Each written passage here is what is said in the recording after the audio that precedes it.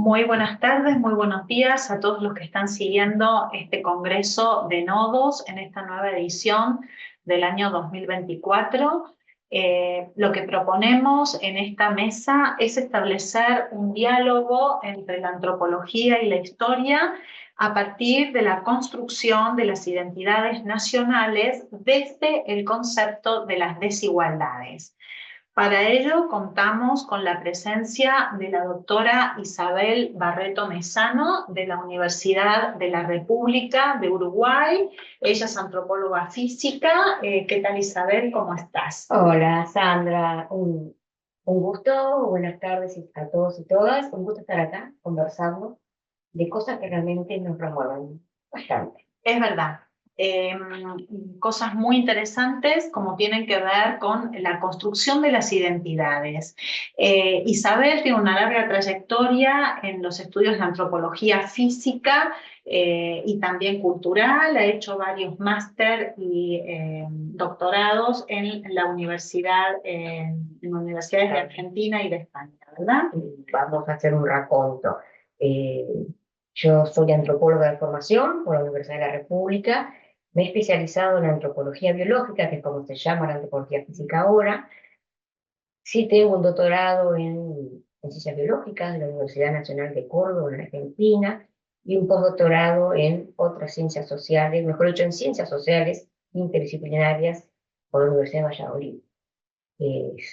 He conjugado de alguna manera una formación multidisciplinar, porque los intereses que tengo también son muy variados. Isabel, ya que mencionas lo de la pluridisciplinaridad, eh, ¿cuán importante es esas miradas diversas, ese enfoque multidisciplinar para abordar el tema de las identidades? Bueno, a ver, las identidades son construcciones que están en constante reelaboración. No hay una sola identidad, hay múltiples identidades y hay que analizarlas en los contextos históricos y sociales en los cuales se van formando, en las cuales se consolidan, en las cuales van cambiando. Una mirada multidisciplinar permite comprender estas identidades complejas, permite comprender un mapa extenso de las realidades sociales de las poblaciones humanas, que siempre digo que quedarnos con una sola mirada de una sola disciplina es quedarse con un pedacito de la torta, nada más. Ujú, totalmente de acuerdo. Se ha trabajado mucho el tema de las identidades desde la sociología, desde la antropología, y yo diría que en las últimas décadas los historiadores están empezando a mirar la problemática de las identidades. ¿Cómo ves esta situación o cómo ves la conformación o la idea de identidad a partir de, digamos, de tu ciencia madre, de donde tú partes, que es la antropología? A ver, es cierto, las miradas que se hacen ahora sobre las identidades vienen de diferentes disciplinas que son complementarias entre todas. El, el concepto de identidad es un concepto propio de la antropología, realmente de la antropología social y cultural, porque hace a lo que identifica a los pueblos, ¿sí? Y tiene que ver con las historias propias de cada pueblo, con las trayectorias, a veces personales, pero sobre todo colectivas, y tiene que ver con los procesos que vive cada población en su devenir histórico. Por lo tanto, me parece que es correcto que esté la historia de alguna forma tratando de despejar el tema de la identidad. Ujú. Pero la historia por sí solo no puede, tiene que ver una mirada más holística, y esa mirada holística la brinda la antropología, sobre todo. Totalmente de acuerdo, desde mi formación de historia, sabes que sí, porque bueno, participamos en varios proyectos abordando estas problemáticas, ¿no? Yo creo que la historia, ya que esta mesa o este debate o este diálogo que tenemos entre aquí, que compartimos las dos con la gente que nos está escuchando, desde el punto de vista de la historia, el concepto de identidad se ha comenzado a acuñar como un préstamo digamos, que viene de la antropología y que la ciencia histórica lo ha adaptado un poco a las necesidades o a los requerimientos que tienen sus fuentes, ¿no? A lo largo de los distintos periodos. Por ejemplo, para ponernos en contexto, si hablamos de las historias iberoamericanas, desde las historias coloniales o de los relatos coloniales o los discursos de la etapa colonial hasta la contemporaneidad, haciendo un recorrido de larga duración en el tiempo y en el espacio, en un espacio tan heterogéneo como es el continente americano, observamos que hay diferentes formas de definir los lugares que dentro de una estructura más o menos rígida, más o menos flexible, más o menos heterogénea y variopinta, forma parte de las sociedades iberoamericanas. En la etapa colonial creo que todos llegamos a la conclusión que el concepto que debemos utilizar, y que es el que aparece en las fuentes, es el de calidad, que no solamente implica un color de piel, un rasgo fenotípico, sino un estatus social y implica un rol dentro de esa sociedad. Exactamente. Y una percepción, ¿verdad? Sí, una percepción en doble sentido, la autopercepción y la percepción del otro. Y eso es un tema clave de la antropología. Absolutamente. ¿Sí? Y yo no hablo de calidad, porque en mis fuentes no es calidad, ¿sí? Yo prefiero hablar de categorías sociales. Y tenemos que pensar que tanto en lo que es el proceso de conquista, colonización y después de las independencias, así como la creación de los estados nacionales en Latinoamérica, se dan múltiples identidades que conviven y un mismo individuo, una misma familia, puede hacer un transcurso de sus historias de vida pasando por diferentes identidades, construyendo y desconstruyendo diferentes identidades. Podemos hablar entonces de lo que la historia estamos empezando a indagar en este concepto de alteridad identitaria, ¿verdad? Que también es muy propio de la antropología. Por supuesto, ¿no? Cómo vemos al otro, cómo se ve el otro, pero cómo el otro se percibe a sí mismo. Y esto es interesante porque durante gran parte del siglo XIX, principalmente, en algunos países, estoy pensando en los países del Cono Sur, hubo una imposición de una identidad y un buscar borrar otras identidades o de alguna forma invisibilizarlas. En ese intento, que en algunos casos tuvo algunos éxitos relativos, primaba la construcción de una identidad de países homogéneos, de piel blanca, ¿sí? Con formas de vivir y de convivir a la usanza europea, donde justamente lo que no era de piel clara, lo que no se percibía como de origen europeo, estaba de alguna forma invisibilizado, estaba de alguna forma oculto, o fue oculto a propósito durante los discursos, sobre todo cuando se elaboran los discursos hegemónicos con respecto a las historias oficiales de nuestros países en el siglo XIX, y donde hay identidades impuestas, identidades que se borran de lo mismo de historia, se borran del imaginario colectivo, se borran de la memoria. Exacto. Esto tiene que ver con la conformación, la consolidación posterior de los estados nacionales y un discurso ideológico, político, institucional, que se convierte en definitiva en un discurso social también, del imaginario colectivo, como mencionabas, que tiene que ver con la consolidación del Estado-Nación. Y en el Estado-Nación, Estado es equivalente a la conformación de una nación unidireccional, que tiene, como bien dice, sobre todo en el Cono Sur, porque tenemos que mencionar la importancia que tuvieron los procesos migratorios a partir de las políticas positivistas de finales del siglo XIX, ¿verdad? Y lo que significó para nuestro país el Cono Sur, lo que llamamos, lo llama la historia, ¿no? La inmigración en masa, que es la llegada de inmigrantes, sobre todo de la zona del Mediterráneo, que de alguna forma, y lo menciono entre comillas, blanqueó a las poblaciones ya estaban instaladas, que ya venían con un componente de mezcla muy importante, mezcla con población autóctona, con población indígena y con población de origen africano remanente de la trata de esclavos. Entonces, la construcción de esa imagen de un país en el cual hay grupos subalternos que no escribieron la historia ni están en los libros de historia, generó más de un siglo, si se quiere, de desigualdades. Y es curioso porque en el caso de nuestros países del Cono Sur, eh, van a surgir reivindicaciones muy fuertes de parte de grupos sociales a los cuales estas poblaciones invisibilizadas pertenecen, y estos grupos que van a reivindicar sus derechos, que yo considero que son derechos humanos, van a surgir después que pasemos el periodo de las dictaduras de las últimas décadas del siglo XX.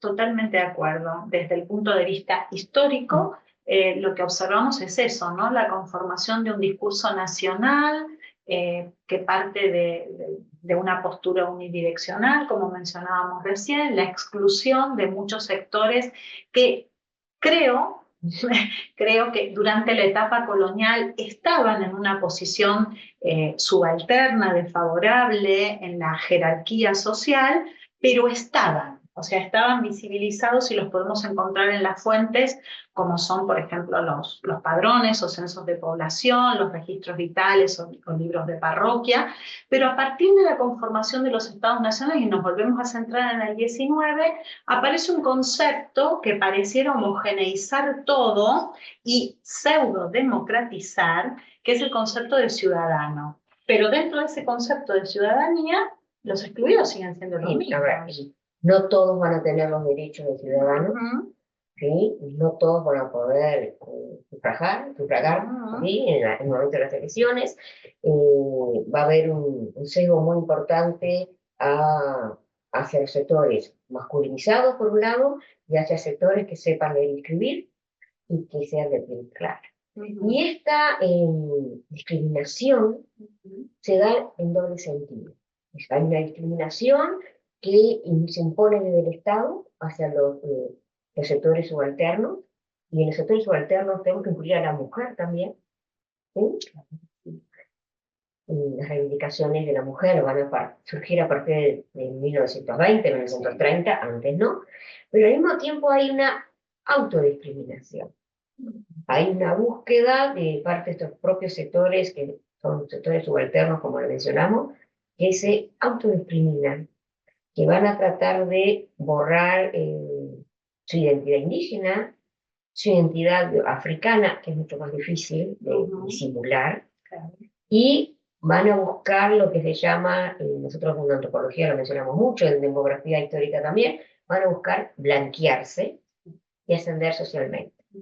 Entonces, es una discriminación en doble sentido, desde el Estado-nación y desde las propias poblaciones subalternas. Claro, la misma sociedad discrimina. En la etapa colonial también lo vemos, ¿no? Funciona muy bien el tema de cómo te percibe el otro, del consenso, silencio social para ubicarte en un determinado lugar dentro de estas dinámicas sociales, pero también la idea de cómo se autodefine o se autoidentifica el individuo en distintos momentos, respondiendo a esos intereses y a esos discursos que son más institucionales. En el caso claro de los países de América Latina, a partir de la consolidación de los estados nacionales, por ejemplo, el caso de Chile, el caso del estado mapuche, ¿no? Hay en el 19 y en el 20 se sigue viendo, y en el 21 también, una clarísima oscilación con respecto a la autodefinición como mapuche, de acuerdo a las políticas que el Estado Nacional proporcione en ayuda para esos sectores, o todo lo contrario.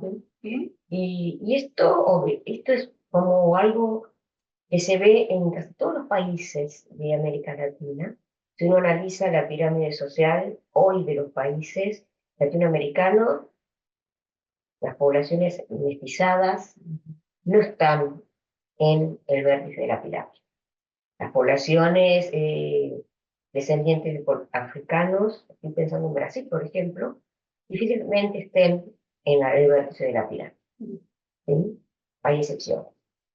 Y si bien se han tomado diferentes políticas, y se me viene a la cabeza lo que fue la ley de cuotas que implantó las universidades brasileras, a veces se generan programas o se generan políticas desde fuera de estos propios grupos y que no tienen el impacto que se piensa que podrían tener. Y es curioso cómo en muchos de nuestros países son los propios grupos que fueron olvidados de la historia, que son los que están empujando la puerta hoy y son los que están logrando ser visibles y logrando ser escuchados en sus reivindicaciones. El derecho a mantener su lengua nativa, por ejemplo, el derecho a expresar sus creencias en ese mundo mágico religioso que ellos tienen, el reivindicar eventos claves que hacen a la identidad de estas poblaciones a nivel histórico, ¿sí? Y que hoy, de alguna forma, están marcando una presencia que también se corre el riesgo que sea usado, manipulado por sectores políticos. Claro.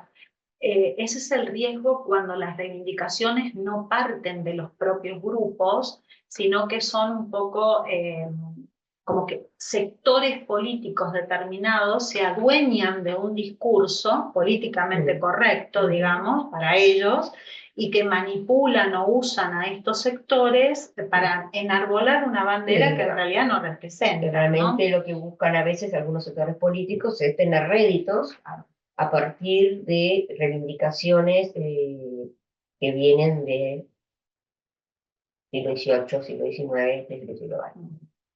En lo que estamos conversando ha surgido un concepto que se mencionó y que me parece que hay que volver sobre él, que es el concepto de la discriminación. Podemos hablar de segregación, bueno, en orden podríamos hablar de segmentación social, de segregación de determinados segmentos dentro de la sociedad, de exclusión, ¿no? De discriminación, y llevado a extremos, pero que no son para nada para nada inexistentes, lamentablemente, podemos hablar de racismo, de xenofobia y racismo en determinados sectores. Bien, a ver, has introducido un tema que es áspero, ¿sí? Sobre todo pensemos en la xenofobia mirada desde hoy, en el mundo convulsionado del siglo XXI, ¿sí? Y pensemos en la xenofobia durante el siglo XX y nos va a venir enseguida a la cabeza, inmediatamente, el genocidio judío que hacen los nazis,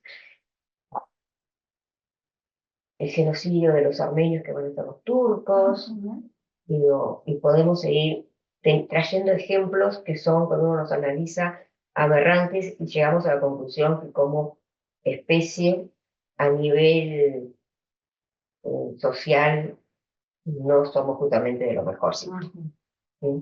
Y es curioso porque en muchos de nuestros países latinoamericanos que se han considerado en los discursos y que son mirados de afuera como países muy adelantados a nivel de la defensa de la democracia, a nivel de defensa de los derechos, cuando uno hila un poquito fino, encontramos discursos xenófobos.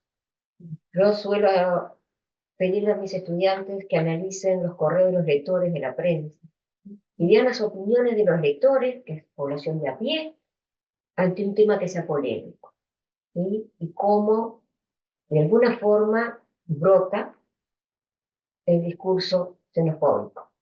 Hasta los inmigrantes que están llegando ahora a nuestros países latinoamericanos, y lo tenemos los hermanos venezolanos, los hermanos cubanos, haitianos. Son hermanos hasta un cierto punto, son hermanos, ¿no? Hasta cierto punto. Sos, lamentablemente.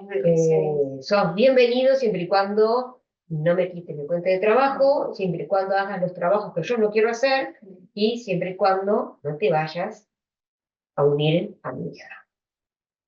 ¿Sí? Entonces, nuestros países tienen un discurso muy bonito de integración, de respeto a los derechos humanos, de respeto hacia el otro, y de abrir los brazos para recibir a los migrantes, pero ese discurso, como te digo, es de la boca hacia afuera. Sí.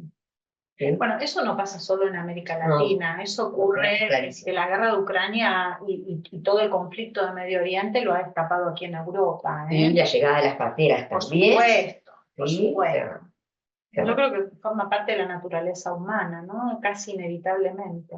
pasa que a veces esta naturaleza humana se reviste de una violencia tal que nos hace pensar qué naturaleza humana tenemos. ¿Sí? Y bueno, son cosas que realmente cuando las vemos, estoy pensando en la prensa o cuando las escuchamos, Sí. y uno se sorprende que todavía el ser humano tenga la habilidad de ser o de discriminar, ¿sí? A su propio, a los individuos de su propio grupo, ¿no? Sí, sí. Sí. Concretamente, Isabel, bueno, la mayoría de los países latinoamericanos sufren o padecen sus sociedades de estos atisbos de discriminación, de xenofobia, que muchas veces decimos son heredados de una sociedad jerarquizada, creada en la etapa colonial, pero que 200 años después ahí siguen presentes, ¿no? Y determinados sectores siguen siendo determinados sectores que son los mismos de siempre, los pueblos originarios, los afrodescendientes, los mestizos en general para determinados países, como es el caso de México, que se jacta de ser una nación mestiza, pero donde el mestizaje tiene diferentes niveles, diferentes grados, ¿no? Que también tienden a un blanqueamiento. Y donde también encontramos en esos sectores que son vulnerables, otro concepto interesante, mujeres, evidentemente, niños y los pobres. ¿De qué color son los pobres o a qué sectores pertenecen los pobres? Volvemos siempre al mismo círculo, ¿no? Son afrodescendientes, son mestizos, son mulatos, son pueblos originarios. Es curioso cuando uno analiza, pensando en los censos de poblaciones modernos, y cuando uno analiza la distribución de estas poblaciones a nivel espacial, estas poblaciones están en la periferia de las ciudades. Estas poblaciones concentran eh, el no cumplir necesidades básicas para la vida, el no acceder a una vivienda, el no poder ascender a nivel educativo. Realmente les cuesta mucho llegar a la universidad, obtienen trabajos mm, mal remunerados, ¿sí? Y cómo ese modelo que la sociedad colonial impuso de castas inamovibles, de sectores, yo siempre lo veo como una pirámide dividida en sectores que no avanzan, que no, que no se pueden movilizar, también se mantienen, ¿sí? Y por más que tienen garantizado los derechos de vivir en una sociedad donde hay una democracia y hay una educación que es accesible para todo el mundo, La realidad es otra. la realidad es otra.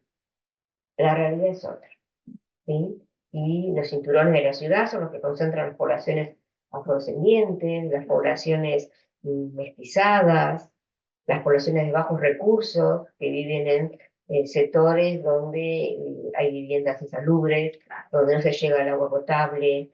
¿Quiénes habitan esas viviendas? ¿Quiénes no acceden a la salud? ¿Quiénes van a determinados colegios que son excluyentes o autoexcluyentes con respecto a otros sectores? ¿Quiénes ocupan el mayor número de cárceles en los países, ¿no? ¿Y quiénes ocupan las bancas Claro, en los parlamentos? claro, ¿Mm? claro. Analicemos quiénes son los parlamentarios que tenemos en nuestros países, y si hacemos un recorrido hacia atrás en su árbol genealógico, veremos que todos vienen de familias patricias. Claro. ¿No? No hablamos de élites en las etapas contemporáneas, pero están allí, ¿no? Es decir, hay clientelismos y hay otros mecanismos que se pusieron en marcha para garantizar el poder a los mismos sectores y la marginalidad lamentablemente, también a los mismos sectores. Y podemos cambiar de nombre Mm. cosas, y podemos darle, no sé, sectores vulnerables, o el nombre que nosotros quieramos, Sí. pero realmente se mantiene de alguna forma una sociedad dividida en estamentos, aunque socialmente no lo dice. Es difícil decir esto, ¿eh? Digamos, es difícil decirlo en sociedades que políticamente se presentan al mundo ya en una etapa muy contemporánea como una democracia, democracias consolidadas, democracias liberales en algunos casos, ¿no? Claro, pero si uno analiza, y es cierto, pensemos, voy a hablar de mi país, de Uruguay, donde todos tenemos garantizados los derechos, ¿sí? Donde es una ciudad bastante igualitaria. Sin embargo, cuando uno mira con la lupa, es muy difícil que un ciudadano que vive en sectores o en barrios más pobres, con mayores carencias, pueda acceder a la universidad, por más que lo están haciendo. Pero eso se debe a un cambio dentro de la universidad, Claro. no un cambio de la sociedad. Se está logrando de a poco ese cambio, pero resulta mucho más difícil que quien viene con la garantía de saber que tiene todo el apoyo de la sociedad. Entonces, una colega mexicana me comentó que además es de caracteres afrodescendientes, ¿no?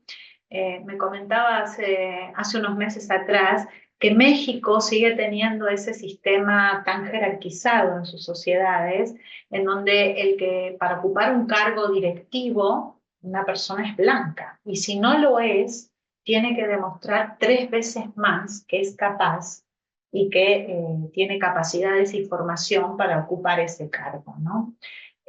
La sociedad, en los mecanismos internos de la propia sociedad mexicana, discriminan y como bien decías al comienzo de esta charla, hay también un concepto de autodiscriminación del individuo, una necesidad urgente de decir yo tengo que demostrarlo más que otro, ¿no? En definitiva, lo que estamos viendo es que los mecanismos, los discursos que aparecen en las fuentes coloniales prácticamente no se han modificado mucho en el siglo XXI. es interesante lo que estás diciendo, pero me viene a la mente algo que mencionaba un colega cubano que ya falleció, un antropólogo, hablando justamente de Cuba, ¿no? Un país donde la presencia africana fue contundente y donde los afrodescendientes tienen a nivel significativo en la población es muy importante. Pero él decía que hay estereotipos en la población cubana, hablaba, que si uno ve un individuo afrodescendiente con un maletín, va a decir que es un narcotraficante. Si es un individuo de piel blanca con un maletín, es un ejecutivo. Y depende del ropaje con cual la persona se vista, ¿sí? Va a ser la percepción que se tiene. Y yo lo viví eso estando justamente en La Habana en un congreso, donde colegas cubanos me decían, si sales a la calle, cuídate de la gente de color. ¿Cómo de color? El propio cubano. ¿De qué color digo la gente? ¿Sí? Entonces, esas cosas me hicieron mucho ruido, ¿no? De alguna forma me llevaron a analizar cómo cada país construye su modelo su propia identidad y construye sus propios grupos subalternos, ¿sí? A lo largo de la historia, y cómo lo mantiene, Sí. ¿sí? Los sociólogos dicen que las sociedades en sí se construyen a partir de una jerarquía más o menos rígida, o en algunos sitios más, en otros un poco más laxa o flexible, pero que inevitablemente generan sectores que se mantienen al margen de esa organización.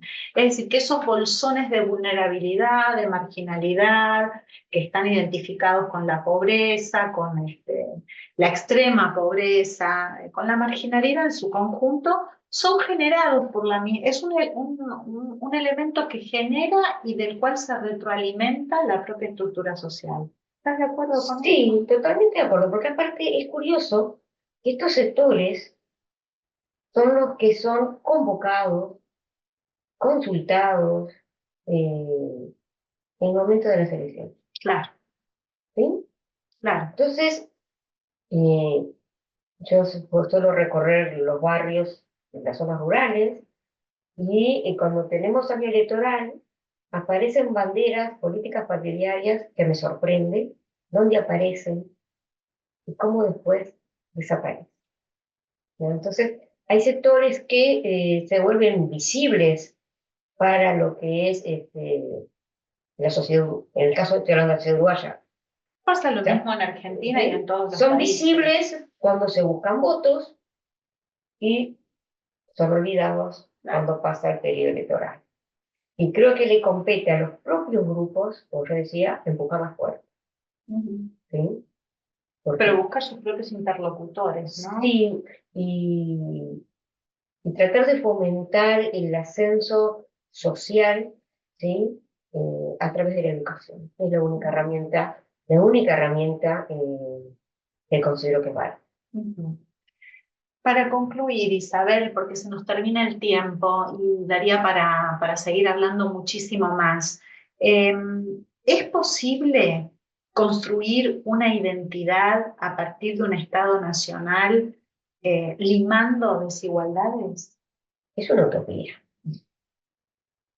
¿no? Porque las sociedades que tenemos hoy han construido una identidad y la desconstruyen y la vuelven a construir de forma constante. Y posiblemente la identidad que se tenga construida, que viene desde mis orígenes, de mi trayectoria de vida, pero también de mi trayectoria de familias, de mis antepasados, no es la misma que tenés tú, ¿tá? Y no es la misma que va a tener cualquier otro ciudadano, ¿sí? En cualquier parte del mundo.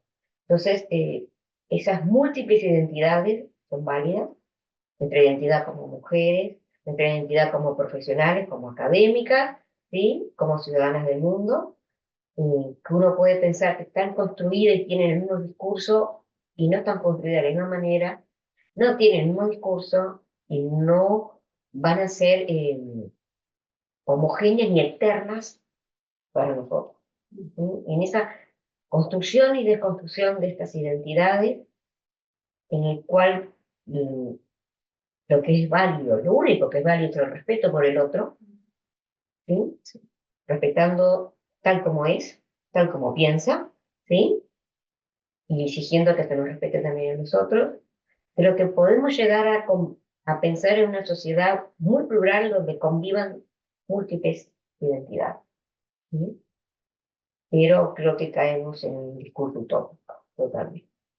Bueno, creo que nuestra misión desde el mundo académico es tratar de abrir estos espacios de debate, de buscar miradas cruzadas de disciplinas diversas sobre un objeto, sobre una temática de estudio que es, como bien dijiste, muy áspera, muy compleja, muy esquiva también, porque es doloroso hacer una autoconciencia no a nivel, no solamente a nivel individual, sino a través a nivel social, ¿no? De todos estos comportamientos. Pero creo que, como dijiste, la educación es el camino hacia la inclusión, hacia el diálogo, hacia la generación o hacia la construcción de discursos que sean de comunicación más que de odio y de rechazo, ¿no? Hay algo que no podemos olvidar. Y la academia también es vista desde afuera como en la elite, Sí. y algo que tenemos que tratar de conseguir y generar conocimiento socialmente válido y generar conocimiento crítico, ¿sí?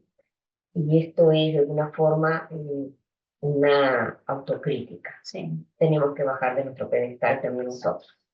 Tenemos que aprender a dialogar con la sociedad, Sí, con la comunidad, escucharlos, porque a veces creemos que el diálogo es simplemente salir nosotros a contar nuestras verdades, y hay verdades que tenemos que escuchar. Y hay conocimientos válidos que surgen, ¿sí? De diferentes comunidades, de diferentes sectores sociales que tienen también ser escuchados y ser atendidos por la academia. Por supuesto. Creo que congresos como este incitan precisamente a ese diálogo, ¿no? A esa escucha activa y pasiva y a ese diálogo para deconstruir viejos discursos y reconstruir nuevos puentes, ¿no?, de comunicación. Y sobre todo pensar que nosotros formamos parte también de esta sociedad. Y en algún momento se está haciendo con mucho esfuerzo, queremos lograr que esta separación entre la academia y el resto del mundo deje de existir. Porque ese resto del mundo, como yo le digo, genera conocimiento, que el conocimiento válido también. Claro. Muchísimas gracias, Isabel. A Ha ti, sido un Isabel. placer escucharte, dialogar contigo y, bueno, pensar que a lo mejor esa utopía de las desigualdades, a lo mejor con diálogos como este, podemos tratar de acercarnos más a ese conocimiento general. Bueno, es una sana esperanza. Ojalá. Bueno, muchas gracias a todos. Buenas tardes.